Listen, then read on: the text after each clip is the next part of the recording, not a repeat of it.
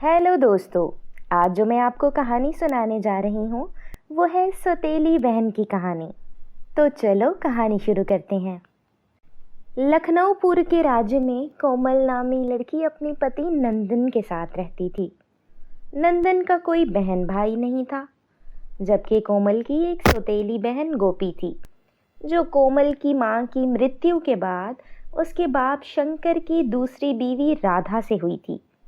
राधा बहुत संस्कारी औरत थी और उसने अपने अच्छे संस्कार के कारण कोमल को भी कभी माँ की कमी महसूस न होने दी। कोमल जवान हुई तो शंकर ने अपने दोस्त के बेटे से उसकी शादी कर दी। अब कोमल दूसरे गांव में रहती थी और कभी कभार मिलने आ जाया करती थी, परंतु जब भी आती ढेर सारा अनाज और पैसा लेकर जाती। एक दिन होली का त्यौहार था और कोमल अपने मेके आने के लिए तैयार हो रही थी कि उसका पति कमरे में आया और बोला, अरे कोमल, जल्दी कर, समय बीत रहा है। तेरे मेकअप के चक्कर में गाड़ी निकल गई तो बहुत परेशानी बनेगी। यहाँ से एक ही गाड़ी गुजरती है जो तुम्हारे मेके के गांव में जाती है। हो रही हूँ, बस थोड़ी देर और वेट कर लो, मैं आ रही हूँ। अब बैग लेकर अपनी सारी चीज़ें चेक कर लो, पूरी है ना? ये मेरा काम है या तुम्हारा? चलो मेकअप रखो और बैग चेक करो। मेकअप की दुकान दिमाग खराब करके रख देती है। इतना भी कोई बड़ा काम नहीं कह दिया था मैंने, परंतु बस इंसल्ट करने का मौका चाहिए आपको। कर रही हूँ बैग भी चेक। मेरे कारण करना है तो मत करो, और ये ज्यादा जुबान न चलाया करो मेरे साथ, जैसे तुम करोड़पति बाप की इकलौती बेटी हो। इतना कुछ करते तो है मेरे पिताजी, और माँ भी इतना ख्याल करती है। हर दफ़ा जाने पर बैग भर भर के भोजन का देती है और पैसों का तो कोई अंत ही नहीं। हाँ बस ठीक है, ज्यादा तारीफें मत करो। इतने ही पैसे वाले होते तो एक गाड़ी ही दिला देते। हर बार लोकल गाड़ियों पर धक्के खाने पड़ते हैं। नंदन, मेरे साथ जैसा मर्जी व्यवहार करो, परंतु मेरे माता पिता के बारे में कुछ ना कहा करो। मेरे सर पर उनके बहुत एहसान है। तुम्हें तो उनसे हमेशा ही शिकायत रहती है, जबकि पिछले माह उन्होंने तुम्हें स्कूटी लेकर भी दी थी, जो तुमने अपनी बेवकूफ़ी के कारण बेच भी दी। हाँ हाँ, सब जानता हूँ। तुम्हारे पिता को 2 नंबर माल लेकर दिया, जभी तो वो 2 माह भी ना चल सकी। अच्छी चीज़ होती तो कुछ दिन निकालती भी, उन्होंने बस जान छुड़ानी थी। अब तो तुम्हें देर नहीं हो रही, अब तो गाड़ी निकलने की टेंशन नहीं हो रही, जो कब से बैठकर मुझे ताने देने वाला काम कर रहे हो। मेकअप तो मैंने कब का छोड़ दिया हुआ। हाँ, अब ये भी मेरे सर डाल लेना कि तुम्हारी वजह से देर हुई। गोपी बेटा, तुम्हारे पिताजी कहाँ हैं? मैं इनसे कहूँ मुझे मैक्रोनी का सामान ला दें, कोमल को बहुत पसंद है, खुश हो जाएगी। माँ, पिताजी तो सो रहे हैं और उन्होंने कहा था मेरी तबीयत ठीक नहीं, इसलिए मुझे कोई तंग ना करे। क्या हुआ है उनको? उन्हें पता नहीं बेटी और दामाद घर आ रहे हैं और वो पड़े सो रहे हैं? मैं अब भी पूछती हूँ उनको। नहीं माँ, आप उनको कुछ ना कहो, आराम करने दो। कुछ देर बाद में जो कुछ मंगवाना हो मंगवा लेना। वैसे भी कोमल दीदी शाम समय ही तो आती हैं, चिंता ना करो, सब ठीक हो जाएगा। हाँ, कह तो तुम ठीक रही हो, अभी देर है। मैं ऐसा करती हूँ, तब तक हलवा बना लेती हूँ और खीर बनाकर फ्रिज में रख देती हूँ। ठंडी हो जाएगी तो मज़ा आ जाएगा खाने का। हाँ माँ, आपके हाथ की बनी स्वादिष्ट सी खीर और हलवा खाकर तो मन खुश हो जाएगा। मेरे मुंह में तो अभी से पानी आ गया। परंतु माँ, सब लोग कहते हैं कोमल दीदी मेरी सौतेली बहन है, तो सौतेली बहन की इतनी सेवा कौन करता है? मुझे पता है वो सब झूठ कहते हैं, दीदी मेरी सगी बहन है।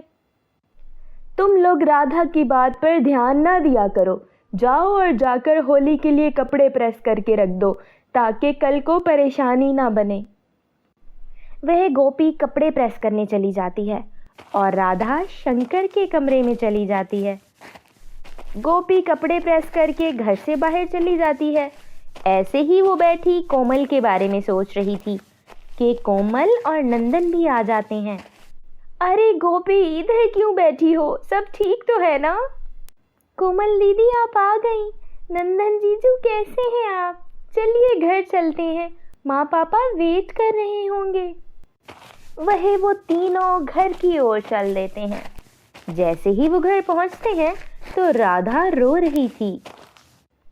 गोपी गोपी, देखो तुम्हारे पिताजी बोल नहीं रहे। मैं उनको कब से आवाज़ें दे रही हूँ, उठ नहीं रहे।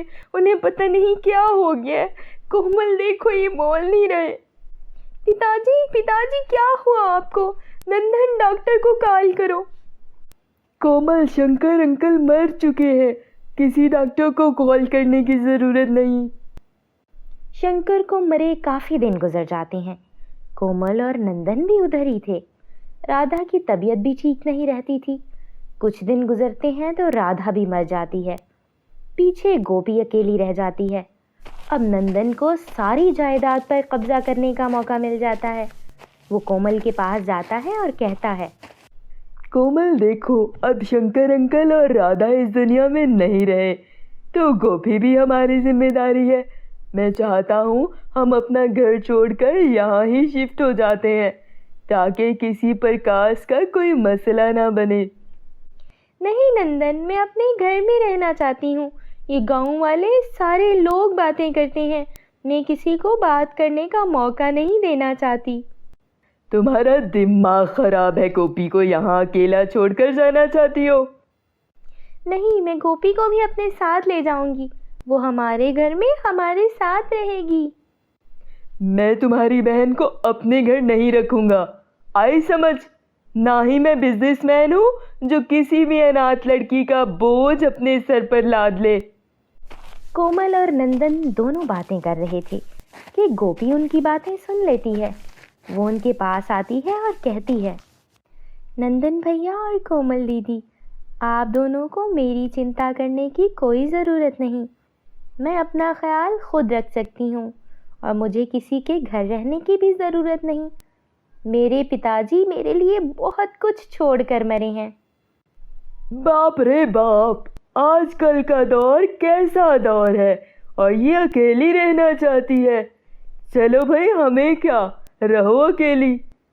चलो कोमल, अपना बैग पैक करो। आज के दिन ही हम अपने घर जाएंगे। हमें क्या ज़रूरत है किसी के घर पड़े रहने की। कोमल मेरी बहन, मुझे अशांत मत करो। मैं तुमसे बहुत प्यार करती हूँ। प्लीज़ मेरे साथ चलो। प्लीज़ गोपी, यहाँ अकेली ना रहो। नहीं दीदी, यहाँ माता पिता की यादें हैं। मैं यहाँ ही रहना चाहती हूँ। आपका जब मन चाहे मुझे मिलने आ जाया करना। इस घर में आपका भी अधिकार है। वह कोमल अशांत होकर नंदन के साथ चली जाती है। पीछे गोपी अकेली रह जाती है। जब नंदन अपने घर जाता है तो वो कोमल को छोड़ने की धमकी देने लगता है। देखो कोमल, जब से शादी हुई है मैंने तुम्हें कभी कुछ नहीं कहा, परंतु अब तुम्हारे माता पिता मर चुके हैं। जो कुछ भी है गोपी का और तुम्हारा ही है। इसलिए गोपी के पास जाओ और उसे कहो घर बेच दे और तुम्हें तुम्हारा हिस्सा दे। मेरी शादी पर मेरे पिताजी ने मेरा हिस्सा मुझे दे दिया था। अब जो कुछ भी है वो गोपी का ही है। मैं गोपी के साथ कोई अत्याचार नहीं होने दूंगी। ठीक है, फिर तुम भी गोपी के पास ही जाकर रहो। वह नंदन कोमल को छोड़ देता है और कोमल गोपी के पास आ जाती है और दोनों बहनें अपना जीवन संपन्न करने लगती हैं। जो भी बंदा देखता है वो शॉक्ड रह जाता है कि सौतेली बहन ने अपनी बहन की खातिर अपना घर छोड़ दिया, परंतु बहन को धोखा नहीं दिया और लालची शौहर को छोड़ दिया। अब नंदन को आभास हुआ था, सब कुछ पैसा ही नहीं होता, अच्छा जीवन साथी ही हमेशा काम आता है। तो दोस्तों, कैसी लगी हमारी आज की कहानी?